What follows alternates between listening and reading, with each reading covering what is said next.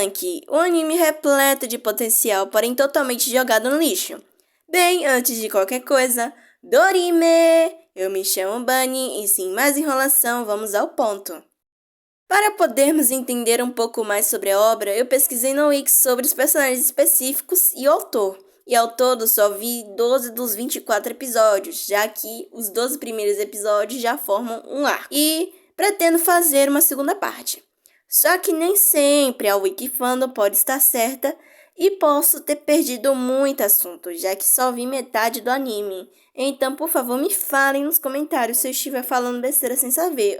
Bem, o autor da obra é Yura Urushibara. Na Wiki temos pouquíssimas coisinhas sobre ele em si. O máximo que sabemos é que ele gosta de BL e a sua inspiração na autora Nakamura Asumiko, a autora de Classmates, dia e o mês do seu nascimento, seu nome e a obra que ele trabalha, que é Togeyanki. Nenhum sinal de trabalhos anteriores à obra atual. Possivelmente ele possa ter feito sim, mas com um pseudônimo, ou apenas ele é um cara de grande sorte que deu certo no primeiro mangá. Por conta do hate dos fãs malucos, eu sinceramente não tenho problemas com isso, e ele fez certo em querer privacidade. Agora, sobre a obra dele em si, Togeyanki é um mangá que começou a ser realizado em junho de 2020 e está sendo serializado até hoje.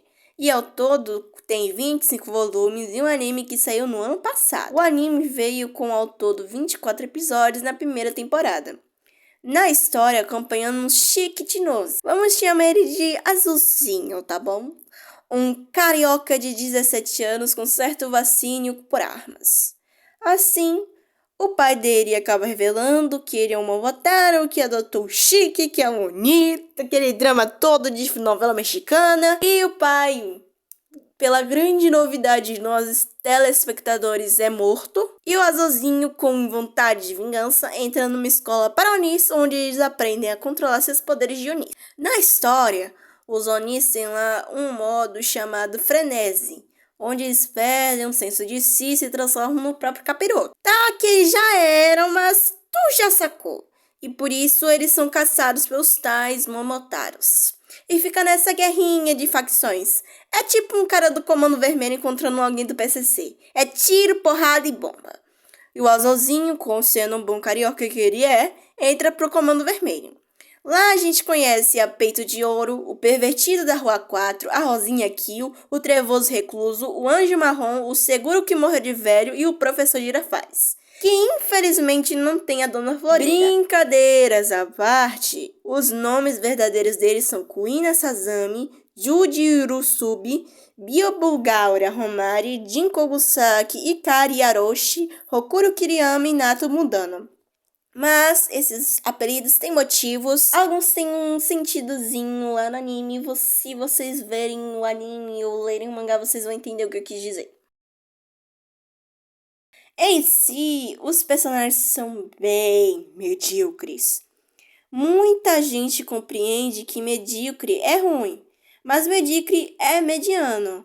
Tem alguns que não fedem e nem cheiram, outros que são apenas super, mega, hiper chatos. E tem outros personagens que são legalzinhos, mas porém muito fracos graças ao roteiro. Como esperado numa obra em que temos 7 personagens principais, mais um protagonista, cada um tem uma personalidade diferente. Ikari é irritadiça, inocente, Jude é nerd, pervertido, Romário é tímida e fofo e assim vai.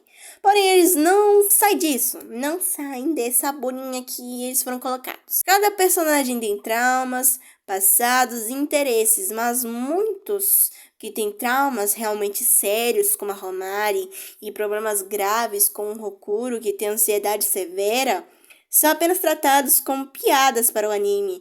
A possibilidade de poder aprofundar esses personagens e torná-los interessantes é totalmente descartada pelo roteiro e isso não é bom. São raros momentos que eles tratam isso com seriedade durante todo o tempo. Já que usei o exemplo da Homari e do Rokuro, nos episódios que eles têm certo destaque, seus problemas param de serem piadas em alguns momentos. Mas anteriormente, já foi desmanchado essa impressão. Esses problemas são realmente sérios. E, assim, quando algo é tratado como piada, Raramente no futuro levaremos esse problema verdadeiramente a sério, o que deixa eles rasos no que deveria aprofundá-los, entende? Como escritor aspirante, eu falo, se você quer que seus personagens sejam profundos, não transforme os seus traumas em humor. O humor é completamente bem-vindo e muitas vezes é ótimo para momentos de tensão e essas coisas assim, mas tenha noção que nem tudo pode ser resumido a isso.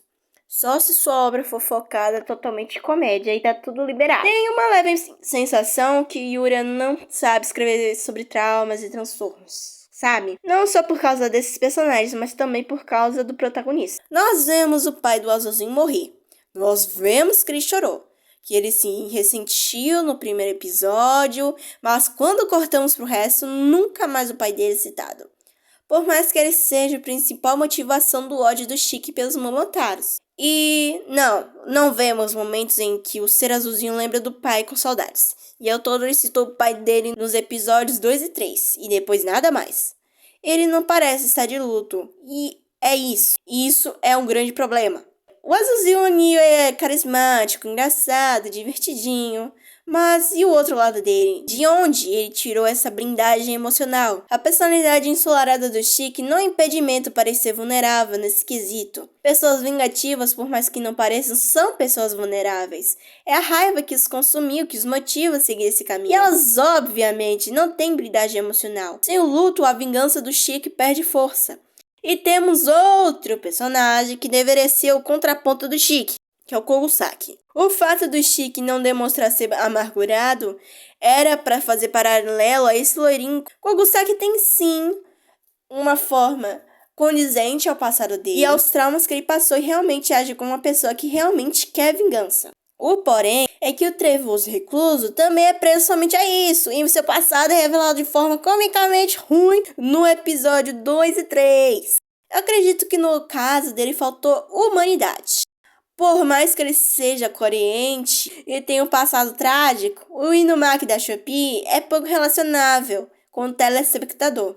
Tanto por ele ser um tremendo de um grosseiro arrogante, tanto pelo fato dele ser fraco como personagem. O problema do Kogusaki é ser resumido ao desejo de vingança e sua arrogância. Ele não demonstra ter humor, ele é só trevas. Não é errado fazer um personagem sombrio, mas até os mais sombrios dos personagens riem, tem pessoas ou coisas que se gostam ou se importam. E isso faltou pro Kogusaki. Para o Chique, a humanidade que faltou é o ressentimento. Para o Kogusaki, a humanidade que falta para ele é um pouco de felicidade.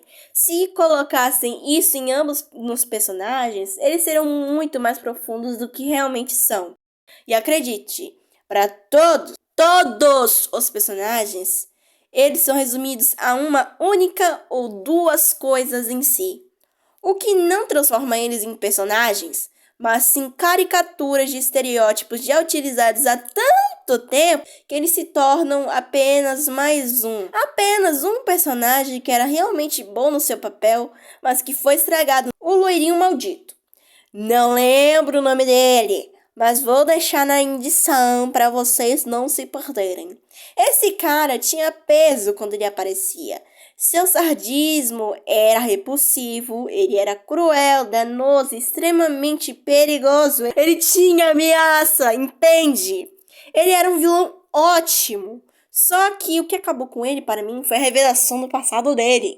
Cara, o que faltou para humanizar os protagonistas, não faltou para humanizar ele. O passado dele não fazia quase nenhum sentido com a pessoa que ele tinha. Como assim ele se apaixonou? Como assim ele se casou? Como assim ele engravidou alguém? Como assim?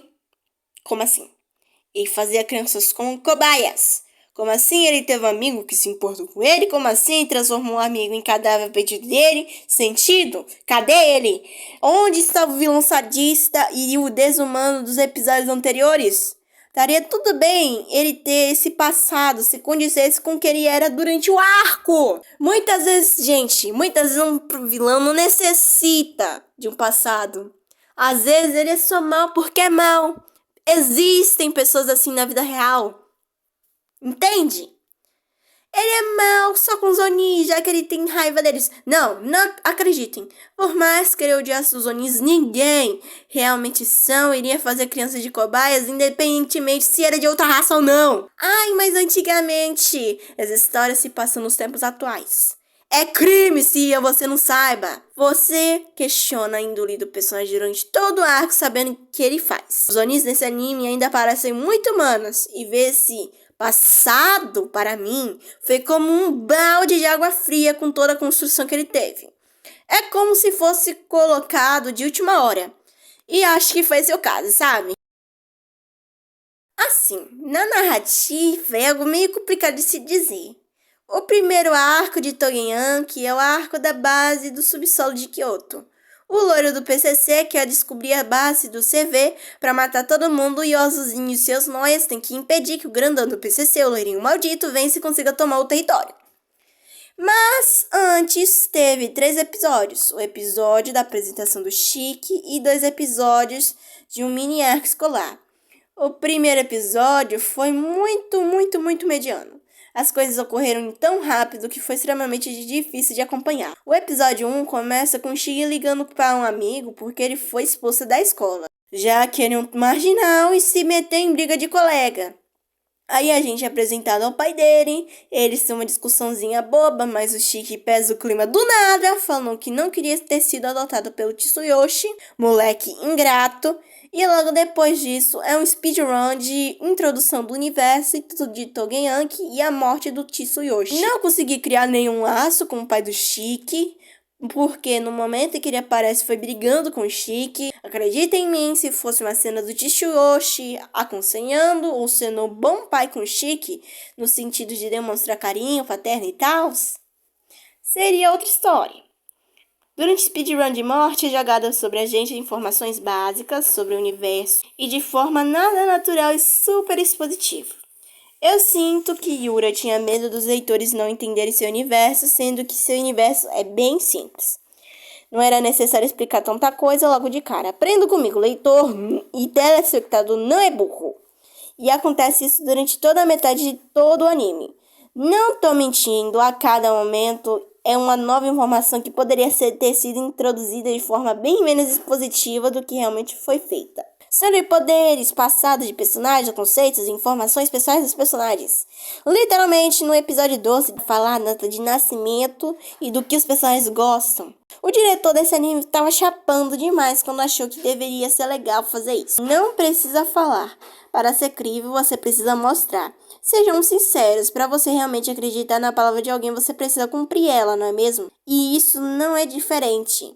O mini arco é bem insignificante ao ponto que nunca mais eles terminam aquilo. E o arco principal é gente tanto tédio por conta que nada menos do que os personagens. Eles não conseguem entregar o trama e nem prendem em tela, repleto de clichês bem óbvios de arco médio. O protagonista tira um poder do nada, a criança traumatizada, o vilão atacando os heróis e etc. Não foi instigante ver este arco e nunca torci tanto para um arco acabar, mesmo ele só tendo 7 episódios. O universo em si de Togenyanki é um ponto interessante. Temos os filhos de Kenshi ou Enkis, que são seres descendentes do general Orin antigo, chamado Kenshi, os poderes dos Onis, que são através do sangue, os poderes dos Momotaris, que são bactérias pretas, e a relação da rivalidade milenar entre os dois polos. Porém, a construção dele não é bem feita e não vou repetir o que eu já disse. O universo é meio sólido até e não vejo tantos problemas, já que não é um universo de alta fantasia e sim uma de fantasia urbana. O design Esse eu acho que é o último tópico que eu queria falar e os mais polêmicos, acredito eu. Não vejo problema se você gosta dos designs, mas eu não gosto. Todos nesses animes são genéricos, que eu penso, isso realmente tem alma? Sabe por quê? Porque eles não falam nada sobre os personagens em si, ou comunicam muito pouco sobre. Não sabem seus gostos, suas personalidades e suas origens através do design, porque eles não têm nada ali. O trabalho de um design é fazer o telespectador deduzir que são eles antes de falar, da identidade visual à obra e acredite, isso afeta muito no carisma. Um anime que eu diria que amassa Togenyanki sem dó nesse quesito é Gachakuta. Os designs são absurdos de tão bons, comunicam com sutileza sobre os personagens, suas caretas, poses recorrentes, seus poderes, roupas, corpos comunicam completamente quem eles são. Independente do estilo de arte, você consegue perceber quem é quem. Até as roupas civis deles têm personalidade. Acredito que isso seja porque a Kay é uma pessoa alternativa que gosta de trazer aos seus personagens identidade própria. E ela faz isso com maestria. Em muitos personagens parece que o Yuri estava sem ideias do que fazer, como a Kuina. A Kuina tem um design tão ruim que não comunica quem ela é. Não tem identidade visual, não tem personalidade nenhuma ali. Chega a ser até desanimador, entende? Acredito que por mais que eu não seja profissional, eu conseguiria fazer bem melhor. Não é querendo me achar, porque eu não sou nada, mas talvez dê pra melhorar isso, sabe? Em conclusão, acredito que Togi, por mais que tenha todos esses erros, é um bom seriado para você ver, assistir depois de um trabalho ou da escola. Não é necessário forçar a mente para entender, já que o anime te entrega tudo. E repito, não tenho nada contra quem gosta, é apenas uma opinião crítica. Porém, é isso, gente. Eu espero que vocês tenham gostado. Esse roteiro ficou bem maior do que deveria e chega a dar medo quando eu for editar e se for baixar o vídeo. Vai demorar uma eternidade. Mas, então, tchau!